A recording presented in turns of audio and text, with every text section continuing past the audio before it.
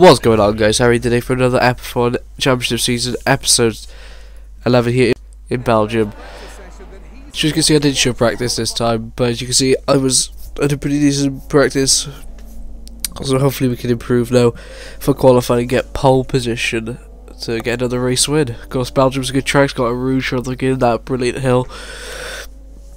So let's get into qualifying. Where the cars will shortly be going out on track and trying to set the fastest lap time on the wonderful Spa circuit. Spa is always a difficult track to predict who will do well at, but after the last few years, it's been a mix of Red Bull, McLaren and Ferrari drivers that have excelled. Well, Ferrari have had 16 wins here over the years, but today I'll probably give the advantage to Red Bull. They're always able to pull off something special here.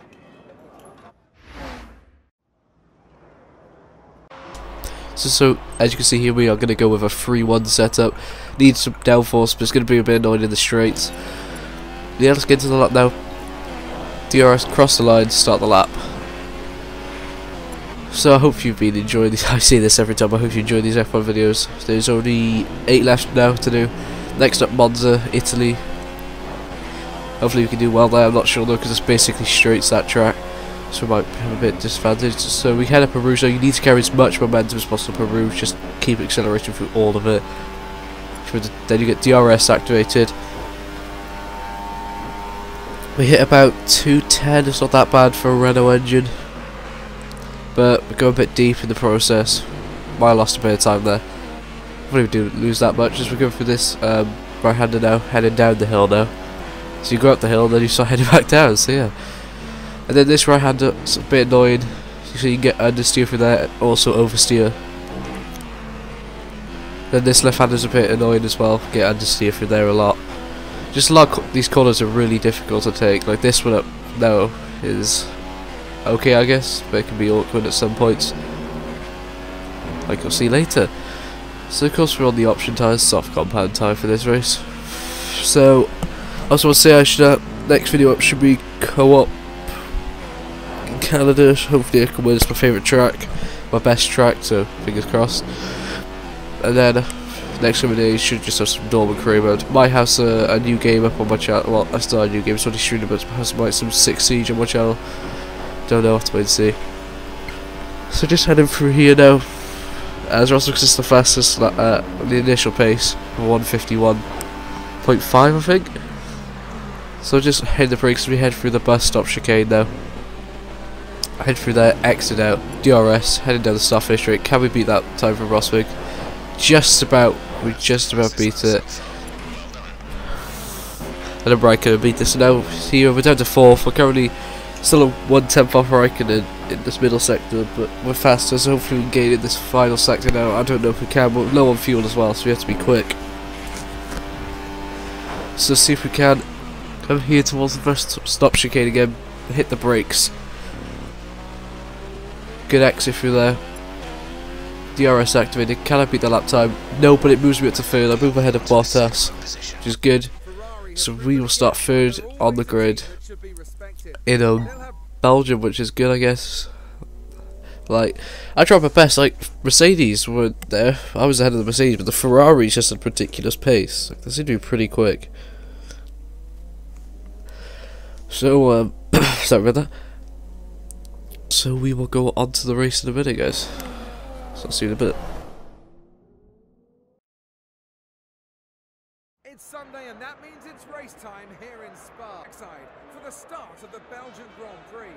He's been saying he felt as though he was finally getting on top of the understeer issues that have plagued his performances to date, and get on top he did. Kimi Raikkonen starts from P1. There are a lot of variables that can cause a driver to be happy with the car one day to struggling with it the next. Track temperature, excessive tyre wear or a change of fuel load can all affect the feel of the car. He'll definitely be hoping that when the race gets underway, he's got the same balance as he enjoyed in qualifying. Do you think it's difficult for Sebastian Vettel to watch the Red Bull team that he was such a big part of until very recently, doing so well without him? Seb will still have lots of close friends at Red Bull amongst the management, engineers and the team staff, and I'm sure a part of him will be delighted to see the team do well.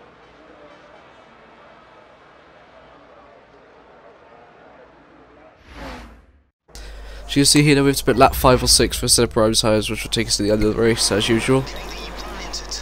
So Rich makes the start, 4 lights, 5 lights. Lights out and away we go. It's a good start actually, get ahead of Vettel actually, get side by side with him even.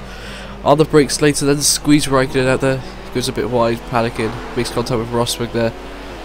So from pole he's down to 4th, I'm in the lead, Vettel's up to Vettel's still 2nd even. So we're heading up in Rouge now, carrying the momentum. Vettel got a much better run up in Rouge than I did. We're on the back of me, slipstream plus a much better engine in a straight line. He's gone to my left, trying to hold him around the outside. Beats me in the straight line speed. He's got his car in front of me, but I'm on the brakes later than him. Have the inside line and get my car back in front. Told the leaders to go down the standard now, just because I don't want to run out of fuel obviously. So you know, just go down the hill, just go defend, going for this right hander, and should be able to hold on for now. So as you can see now, we are going on to lap 4 where we have Rosberg got past Vettel there. He was going slipstream to get past me there, make a bit of contact. Up to Rich, Mick's now trying to keep up with him.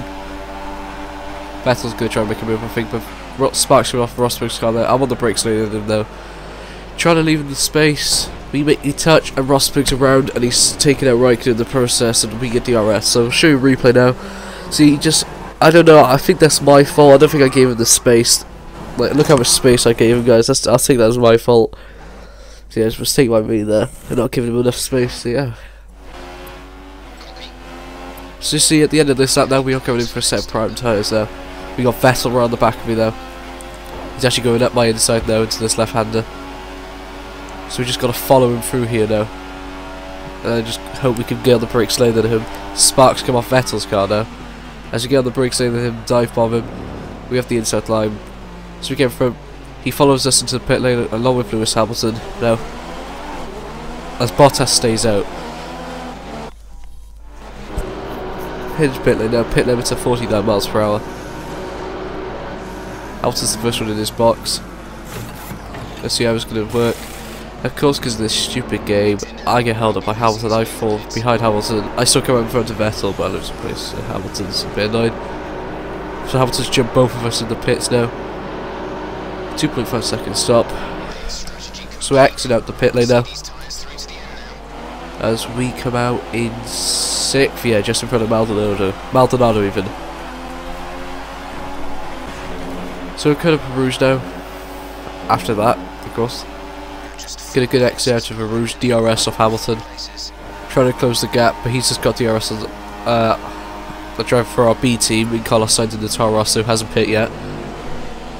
And he's doing well to hold up Hamilton, so I wanted to do some team talk there between the two teams, them to hold up Hamilton for me. And here you're just going to see a lovely move. I go down the inside and hold it up the inside of both of them through that right hander though. It's a good move up to 4th. So I thought I'd show you a replay. I was really happy with that move up the inside into that awkward right hander, both of them. So getting to positions from 6th to 4th now. You know, after they pitted, I'm back into the lead of the race again. Vettel 3rd, Hamilton 2nd. So we're heading up a Rouge now. Hamilton's right on the back of me now. Of course, Mercedes engine, OP, slipstream, and DRS just makes him fly past me there. So I'm on the brakes there, dive bombing. Trying to get Mercedes contact, forces me to cut across the corner there. So the legal overtake officer, so I don't got the inside game position back. Go side by side here, make contact on the grass, and Hamilton's in the wall. Me and Mercedes just don't have a good time in this championship season, do we, guys? We always seem to spin. I always seem to spin off them. You see that he hit me originally across off the track, so I had to give him back the position. And then he just kept turning across. Like, I was almost off the track. So I think that's Hamilton's fault, guys. Now, I'll show you again, but I honestly do think this is Hamilton's fault. Like, you see here, like, that might be my fault for sticking my nose in, of course we just switch across like that. So I let him go the inside. Then through here, he just kept, he stopped turning his wheel to the right then, so I feel like that's his fault for stopping turning his wheel. As you can see, I was already on the apex, I had to turn, otherwise I was going on the grass. Like, I had nothing else to do, I was being squeezed off the track by Hamilton. So you can say that's my fault, but I think it's Hamilton's fault really for squeezing me off the track. So you know, final lap of the race.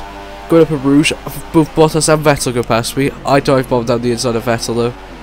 We go side by side. I'm holding around the outside now. Goes make contact there. Me and Vettel love some side by side races. Bottas tries to go to the inside of Vettel there. As I've got my fuel lights on now, I've got that much fuel left. I put it down to lean for the corners, just to try and save, so I don't run out. But I'll go a bit deep into that corner. That's going to give Vettel a great run on me now through this corner. So yes, for my fuel tank on my engine, he says there's no fuel left, we're out of fuel. I was like panicking at this point. I was like, oh no, please don't run out now. So I just about hold off Vettel through that left-hander, which I know he failed to do. So it's fine for the part. I'm just going to cut it forward a bit here now. As you see now, we're just like, I didn't really care for that much, but here now, just go a bit deep. This, you've got no fuel left. Heading into the final sector now. Vettel's around my gearbox. He's going to try and overtake me here, but I'll probably try and outbrake him into the chicane.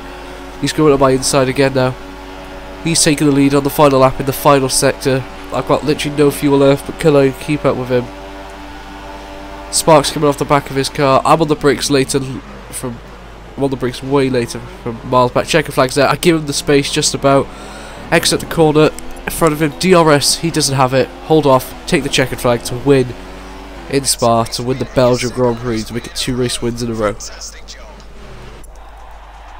So that's all good then. That's 25 points in the bag.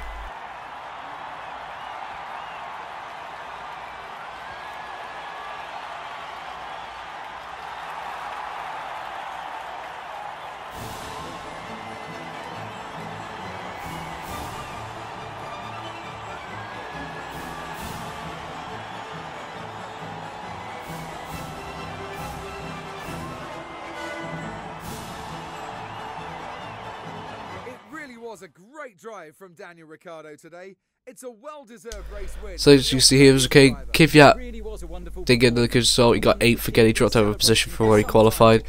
So he's in Drivers' Championship, 102 points clear now. That's all good. And we are 46 clear in the Constructors. So hope you enjoyed this video, guys. Until next time, I will see you. Bye.